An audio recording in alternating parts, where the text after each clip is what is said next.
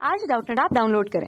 Doubtnut पर अपने सभी गणित, रसायन विज्ञान, भौतिक विज्ञान और जीव विज्ञान के डाउट्स का करो सफाया।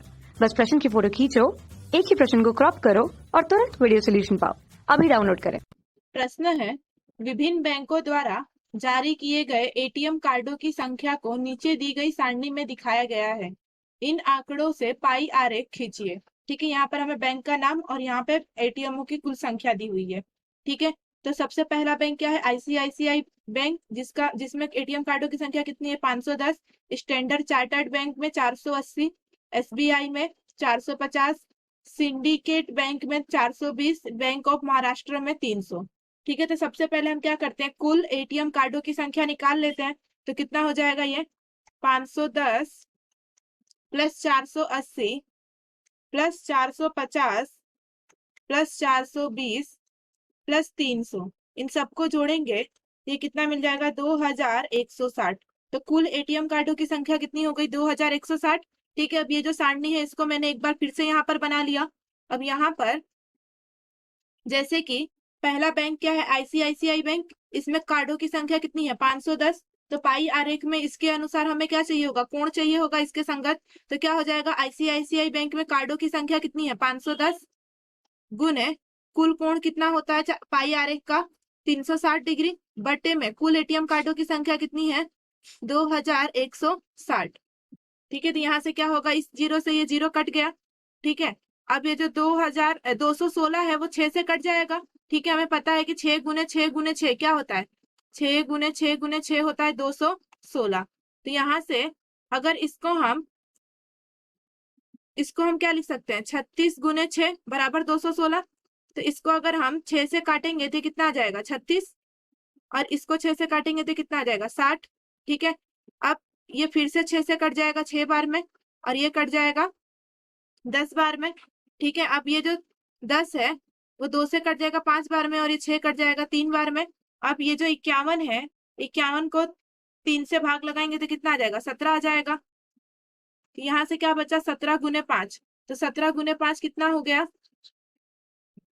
17 गुने 5 हो जाएगा 85। ठीक है, तो यहाँ पर हम इसको क्या लिख सकते हैं? यहाँ पे कोण कितना बन रहा है? 85 डिग्री।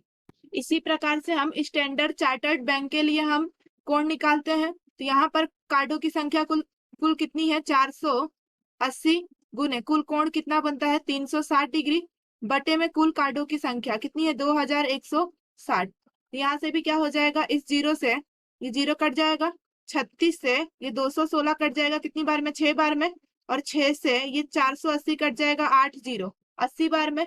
ठीक है, तो यहाँ से ये कोण कितना आ गया? 80 डिग्री। इसी प्रकार से हम एसबीआई बैंक के लिए हल करेंगे। तो एसबीआई बैंक में कार्डों की संख्या कितनी है? 450। कुल कोण कितना बनता है? 360 डिग्री, बटे में कुल कार्ड कितने हैं? 2160। ठीक है, तो यहाँ से भी क्या हो जाएगा? इस जीरो से ये जीरो कट गया, 36 से ये कट जाएगा कितनी बार में? 6 बार में।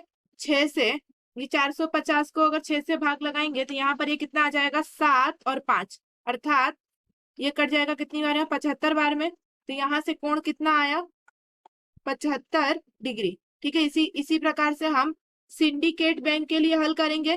तो इसमें कार्डों की संख्या कितनी है? 420 गुने कुल कोण कितना होता है? 360 डिग्री, बटे में कुल कार्डों की संख्या कितनी है? 2160। यहाँ से भी क्या होगा? इस जीरो से ये जीरो कट गया, 36 से ये 216 कट जाएगा 6 बार में, 6 से ये 420 कट जाएगा कितनी बार में? 7 जीरो। तो यहाँ से क्या आ गया? 70। तो यहाँ से कोण कितना आ गया? 70 डिग्री। ठीक है, इसी प्रकार से हम अगले वाले के लिए हल करेंगे। तो क्या है अगला? क्या है? Bank of Maharashtra. तो इसमें कितने कार्ड है? 300 गुने कुल कोण कितने होंगे? 360 डिग्री, बटे में कुल कार्डों की संख्या कितनी है? 2160। यहाँ से क्या हो जाएगा? इस एक जीरो से एक जीरो कट गया, 36 से ये कट जाएगा 6 बार में, 6 से ये कट जाएगा 5 जीरो, 50 बार में। ठीक है, तो यहाँ से कोण कितना आ गया? 50 डिग्री। ठीक है, इन सबको हम जोड़ के देख लेते हैं। अगर ये 360 आ रहा है तो ये सही है।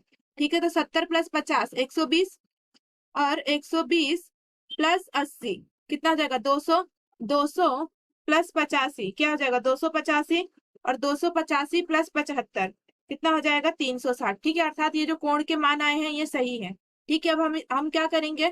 इसको पाई आरेख पर दर्शाएंगे। तो पाई आरेख पर दर्शाने के लिए सबसे पहले हमें क्या चाहिए? एक वृत्त चाहिए। तो हम एक वृत्त बना लेते हैं, और इस वृत्त में हम इसके केंद्र से, ये गोला प्रकार का उपयोग करके हमने वृत्त बनाया। अब इसके केंद्र से हम क्या करेंगे, कोण को मापेंगे, किसका उपयोग करके, चंदा का उपयोग करके। ठीक है, तो यहाँ पर सबसे पहला कोण क्या आ रहा है, 85 डिग्री। ठीक है, तो चंदा का उपयोग करके जब हम 85 डिग्री बनाएंगे तो ये कुछ ऐसा बन जाएगा। यहाँ पर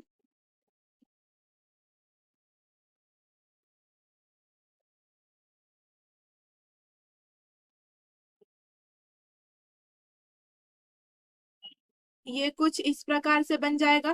ठीक है, यहाँ पर हमारा केंद्र है, तो 85 डिग्री क्या होता है, न्यून कोण होता है। ठीक है, 90 डिग्री से थोड़ा ही कम होगा। ठीक है, तो ये कुछ इस प्रकार से बन जाएगा।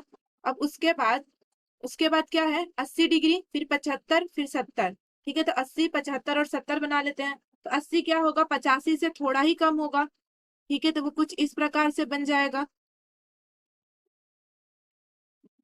फिर क्या है, 80 के बाद क्या है, 75, तो ये इससे थोड़ा ही कम होगा। ठीक है, कुछ इस प्रकार से। फिर क्या है, 70, और फिर क्या है, 50। ठीक है, 70 के बाद है 50। तो यहाँ पर ये जो कोण था वो क्या था, 85 डिग्री। फिर ये कोण कितना है, 80 डिग्री। फिर ये कोण कितना है, 70 डिग्री। फिर ये कितना था, 75 डिग्री था। ठीक है, ये वाला कोण कितना था, 80 के बाद 75, फिर 70 और फिर 50। तो ये कोण कितना है, 75 डिग्री। ठीक है, अगर हम चंदा का उपयोग करके बनाएंगे तो ये एकदम परफेक्ट पाई आरेख बनेगा। ठीक है, ये 75 डिग्री, ये 70 डिग्री और ये 50 डिग्री। ठीक है, 85 डिग्री किसके लिए है, आईसीआईसीआई बैंक के लिए। फिर 80 डिग्री किसके लिए है, स्टैंडर्ड चार्टर्ड बैंक के लिए है 80 डिग्री। ठीक है, और फिर क्या है, एसबीआई बैंक है। ठीक है, तो हम यहाँ पे लिख लेते हैं 85 डिग्री किसके लिए है, आई सी आई। ठीक है, फिर 80 डिग्री किसके लिए था, स्टैंडर्ड चार्टर्ड के लिए था। तो स्टैंडर्ड चार्टर्ड।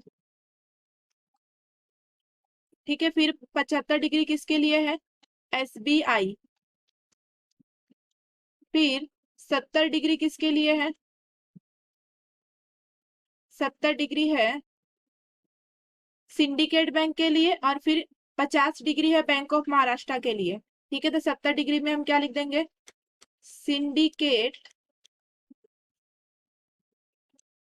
बैंक, और 50 डिग्री में क्या लिख देंगे हम, बैंक ऑफ महाराष्ट्र।